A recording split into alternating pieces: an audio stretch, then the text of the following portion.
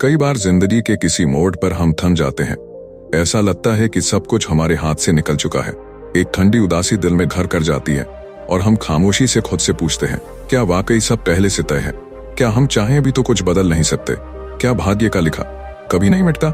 इस एक वाक्य ने लाखों दिलों को तोड़ दिया है और लाखों को खड़ा भी कर दिया है। ये वाक्य सिर्फ एक विचार नहीं, एक हथकड़ी बन चुका है जो इंसान की मेहनत, इच्छा शक्ति और आत्मविश्वास को जकड़ लेता है। जब कोई गरीब बच्चा सपने देखता है तो समाज कहता है तेरे भाग्य में नहीं है बेटा, तू तो मजदूरी के लिए पैदा हुआ है। जब कोई लड़की खुले आसमान में उड़ना चाहती है तो परंपरा कहती है तेरे नसीब में चौका चूल्हा लिखा है, उड़ान नहीं। जब कोई बीमार इंसान दुआओं से बेहतर कल की उम्मीद करता है तो लोग कहते हैं जो भाग्य में लिखा है वही होगा, यानी भाग्य का लिखा कभी नहीं मिटता। क्या वाकई ऐसा है? क्या राजा हर बार राजा बनकर पैदा होता है? क्या मजदूर की औलाद हमेशा मजदूर ही बनती है? क्या गरीब घर में जन्म लेना गरीब ही मरने की गारंटी है? जो कहते हैं हमारा भाग्य खराब है, उन्होंने कभी अपने दिमाग की खिड़कियां नहीं खोली। जो कहते हैं हम कुछ नहीं कर सकते, उन्होंने कभी खुद को सही से देखा ही नहीं। असल में भाग्य का लिखा मिटाया नहीं जाता, बल्कि उसे दोबारा लिखा जाता है। कर्म की कलम से, मेहनत की स्याही से और विश्वास के कागज पर। दुनिया में दो तरह के लोग होते हैं। एक वो जो मान लेते हैं कि भाग्य में कुछ नहीं लिखा है, इसलिए कुछ करना भी बेकार है। दो और वो जो मानते हैं कि अगर भाग्य में कुछ नहीं लिखा है तो अब हम ही कलम उठाएंगे। जो लोग असफलता से डरते हैं वो भाग्य का बहाना बनाते हैं, और जो लोग सपनों को लेकर जुनूनी होते हैं वो भाग्य को अपनी जेब में रखते हैं, सिर्फ एक सहायक विचार की तरह, मालिक की तरह नहीं। आपको बताना होगा इस दुनिया को, मैं वह इंसान हूं जो खुद अपना भाग्य बनाता है। मैं वह आत्मा हूं जो तकदीर से लड़ सकता है और जीत भी सकता है। मत सोचो कि जो हुआ वही होगा, सोचो जो अब होगा वो तुम तय करोगे। भाग्य का लिखा कभी नहीं मिटता। इस पंक्ति को हम एक नई रोशनी में देखने जा रहे हैं। हम मिलेंगे एक ऐसे युवा से जिसने अपने जीवन की सबसे काली रातों में खुद को रोशनी की तरह ढूंढा, जिसके पास ना पैसा था, ना पहचान, ना रिश्तेदार, ना मौका, लेकिन उसके पास था साहस, जिद और सपना। याद रखो, अगर भाग्य का लिखा मिटाया नहीं जा सकता तो हम अपनी मेहनत से उसके आगे नई पंक्तियां जोड़ देंगे।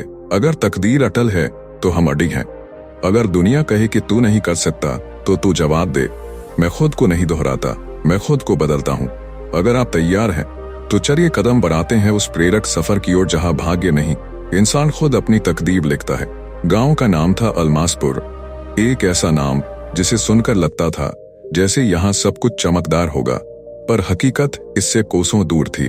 गांव में गरीबी, बेरोजगारी और टूटी उम्मीदें थीं, और इन्हीं में से एक उम्मीदों से भरा लड़का था आर्यमन। आर्यमन का जन्म एक गरीब लोहार के घर हुआ था। उसके पिता कभी गांव के सबसे कुशल कारीगर माने जाते थे, लेकिन वक्त और मशीनों की मार ने उन्हें बेरोजगार बना दिया था। माँ बीमार रहती थी, घर की दीवारें पुरानी थीं और छत से बरसात के मौसम में पानी टपकता था। खाने के लिए जब घर में अनाज बचता तो वो किसी त्योहार सा लगता। बचपन से ही आर्यमन के कानों में एक ही बात डाली गई थी, तेरे नसीब में कुछ नहीं है। वो ये सब सुनता, भीतर तक डगमगाता, लेकिन चुपचाप अपनी आंखों में एक सपना संजोए रखता, खुद को बदलने का, अपने भाग्य को तोड़ने का। गांव में एक दिन एक साधु आए, तपोनाथ बाबा। उनके चेहरे पर अजीब सा तेज था और आंखों में शांति की गहराई। पूरा गांव उनके चरणों में बैठा रहता, लेकिन आर्यमन उन्हें दूर से देखता रहा। कई दिन बीते, फिर एक रात जब सब सो गए वह उनके पास गया। बाबा, उसने पूछा, क्या भाग्य का लिखा बदला जा सकता है? बाबा मुस्कुराए, उनके होठों पर स्थायी शांति थी। उन्होंने उसकी हथेली देखी और बोले, रेखाएं कमजोर हैं लेकिन आंखों में आग है। जा, कल सुबह सूरज उगने से पहले पहाड़ी की चोटी पर चढ़ जा, वहां तेरा उत्तर मिलेगा। आर्यमन को पहली बार किसी ने उम्मीद दी थी। उसे यह नहीं पता था कि पहाड़ी की चोटी पर क्या मिलेगा, लेकिन उसकी आत्मा ने स्वीकार कर लिया, कुछ तो मिलेगा।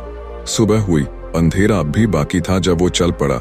रास्ता कठिन था, कांटे थे, पत्थर थे, ठंड थी, लेकिन उसके कदम नहीं रुके। शरीर थक गया था, सांसें टूट रही थीं, लेकिन भीतर कहीं एक आवाज कह रही थी, चलते रहो, बस थोड़ा और। घंटों की चढ़ाई के बाद जब वो चोटी पर पहुंचा तो वहां कुछ नहीं था, बस एक खाली वीरान चट्टान। कोई झंडी नहीं, कोई संदेश नहीं, कोई चमत्कार नहीं। उसे खुद पर गुस्सा आया, आंखों में गीला बादल छा गया। क्या यही था मेरा उत्तर? उसने आकाश की ओर देखा। आप भी मेरी परीक्षा ले रहे हैं, वह वहां बैठ गया, टूट चुका था, चुपचाप रोने लगा। कई सालों की उम्मीदें जैसे उस चट्टान पर बिखर गईं। निराश होकर वो नीचे उतरा और सीधा बाबा के पास आया। बाबा, उसकी आवाज कांप रही थी।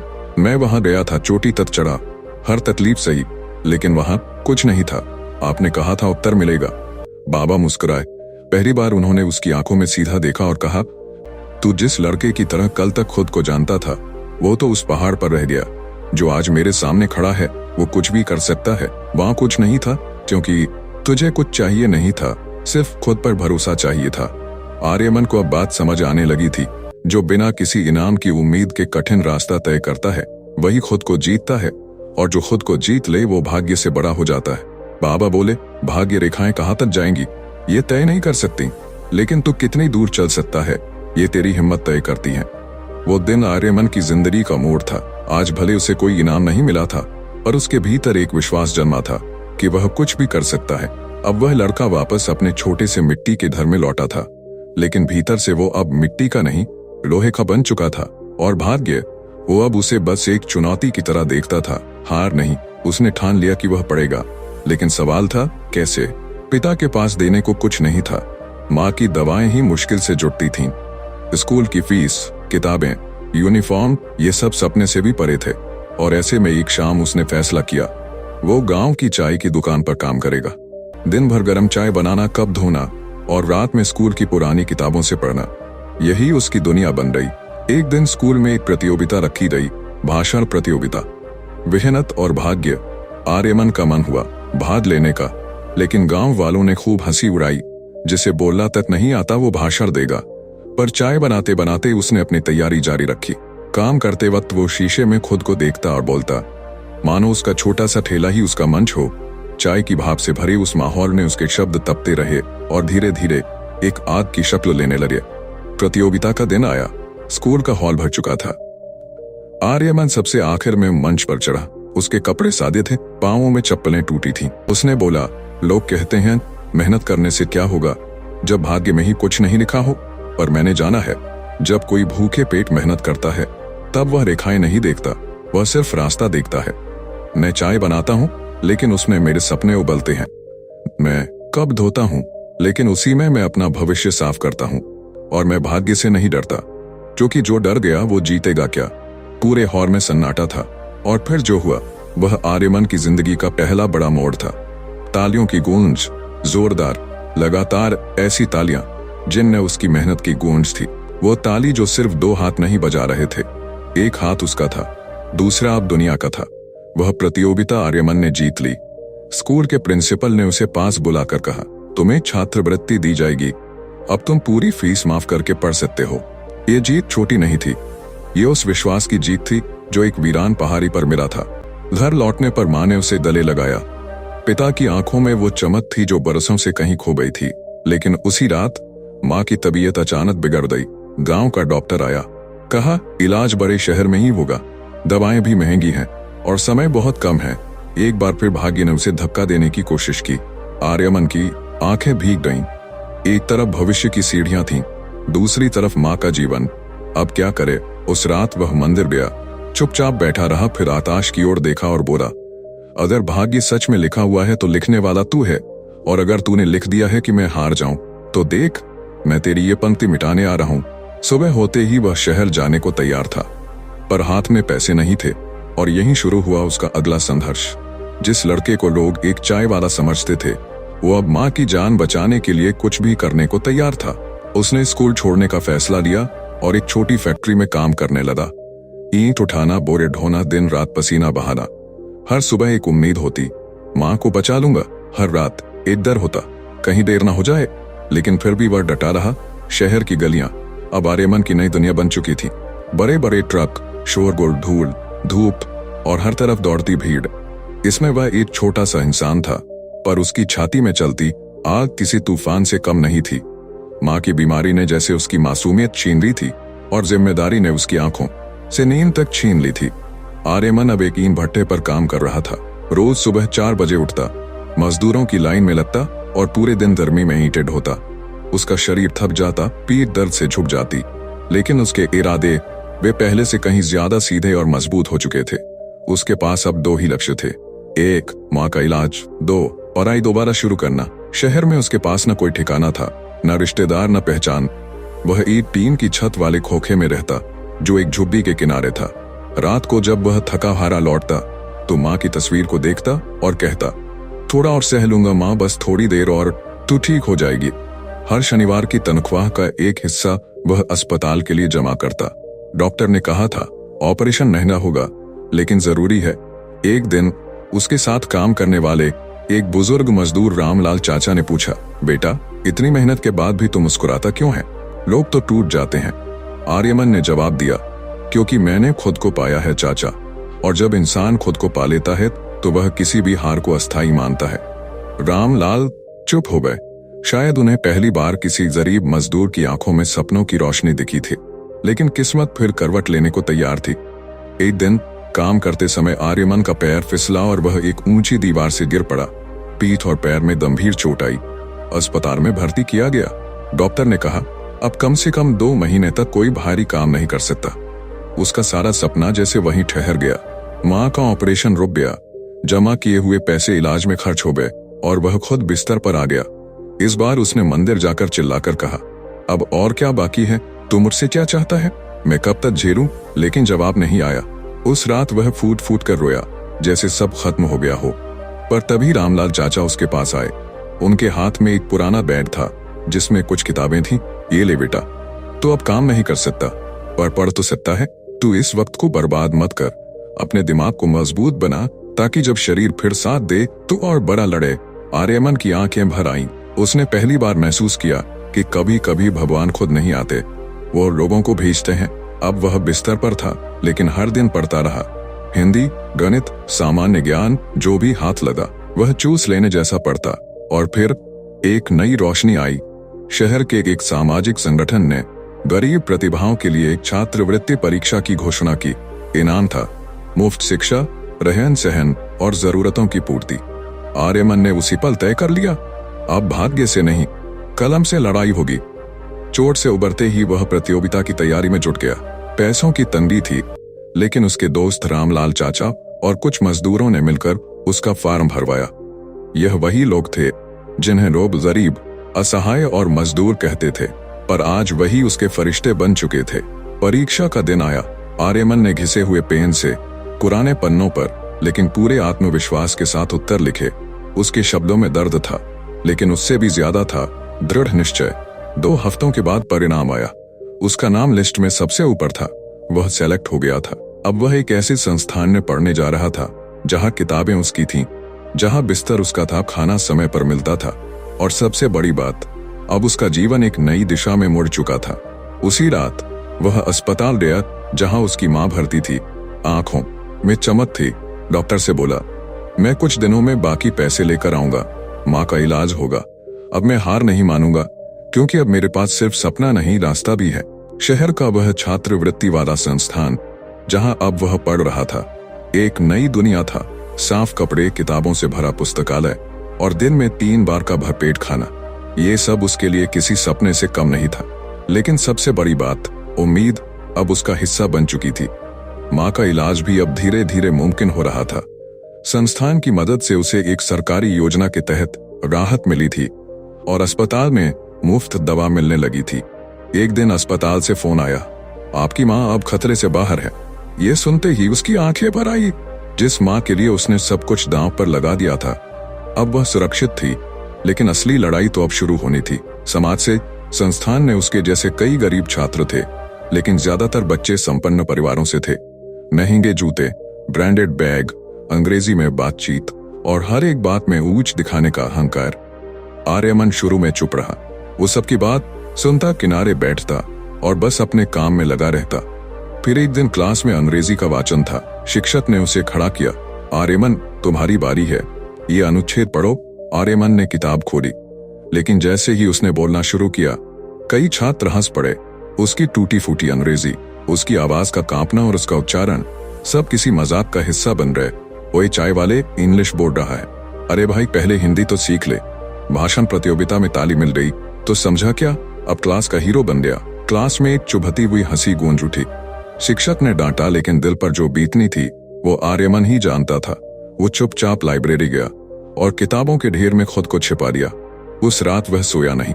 एक खाली कमरे में बैठकर वह बस एक ही बात सोचता रहा, क्या मैं फिर पीछे लौट जाऊं? क्या मैं वाकई इस समाज के लायक नहीं हूं?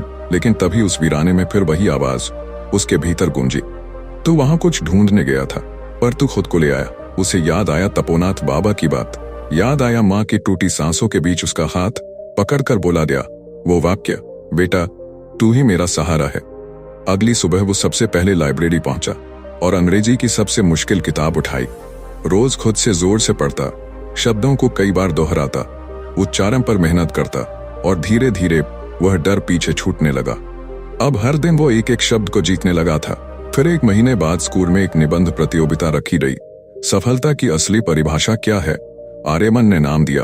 फिर उसी रात लिखा, अपनी माँ की बीमारी, अपनी मजदूरी, पहाड़ी की चोटी और अपनी टूटी अंग्रेजी का सच। उसका निबंध कोई साहित्यिक चमत्कार नहीं था, लेकिन उसमें एक सच्चाई थी जो शब्दों से नहीं, आत्मा से निकली थी। नतीजा आया, उसे पहला स्थान मिला। कई लोगों की आंखें खुली थीं। वही छात्र जो कभी उसे चाय वादा कहकर मजाक उड़ाते थे, अब चुपचाप उसका भाषण सुनने खड़े थे। उसका आत्मविश्वास लौट रहा था और इस बार वो सिर्फ खुद के लिए नहीं, उन सभी के लिए लड़ रहा था जो उसकी तरह थे, जिनकी भाषा कपड़े या पैसे नहीं थे, लेकिन जिनमें स्वाभिमान और संघर्ष था। धीरे धीरे उसकी पहचान उस स्कूल में बनने लगी। वो लड़का जो कभी टूटी भाषा में बोला करता था, अब दिल की जुबान बोलता है। पर यह बस स्कूल की पहचान नहीं थी। आर्यमन अब हर उस इंसान की आवाज बन रहा था जिसे समाज ने खामोश कर दिया था।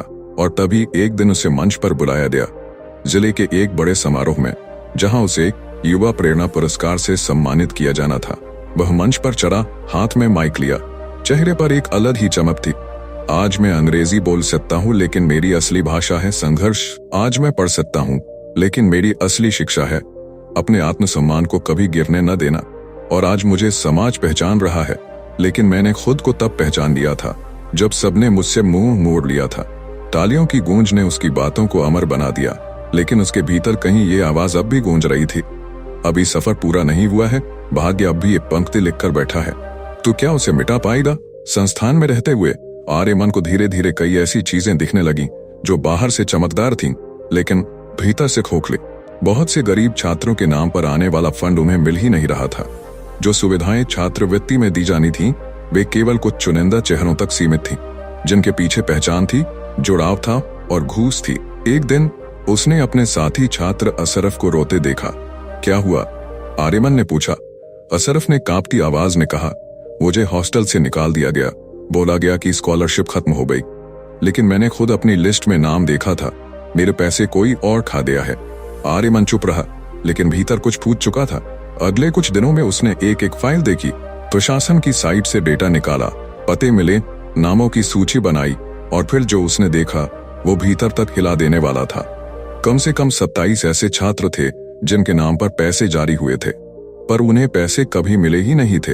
ये सिर्फ धोखा नहीं था, ये सपनों की हत्या थी। और आर्यमन अब चुप नहीं बैठ सकता था। उसने सबसे पहले अपने दोस्तों को एकजुट किया। असरफ, पूजा, गगन, रेशमा और कई और छात्र। हम सिर्फ पढ़ने नहीं आए थे, हम लड़ने आए हैं अपने और दूसरों के हक के लिए। उसने एक आंदोलन की शुरुआत की। शिक्षा नहीं, सौदा क्यों? स्टूडेंट्स यूनियन तक बात पहुंची। कॉलेज के बाहर प्रदर्शन शुरू हुआ। पहले कुछ छात्रों ने भाग लिया, फिर दर्जनों ने, और धीरे धीरे सैकड़ों। प्रशासन परेशान हो गया। उन्होंने आर्यमन को बुलाया। तुम क्या चाहते हो? आर्यमन की आवाज साफ थी, हमें किसी से कोई एहसान नहीं चाहिए, बस जो हमारा है वो मिलना चाहिए। हम दया नहीं मानते, हक मानते हैं। एक अखबार ने इस आंदोलन को कवर किया।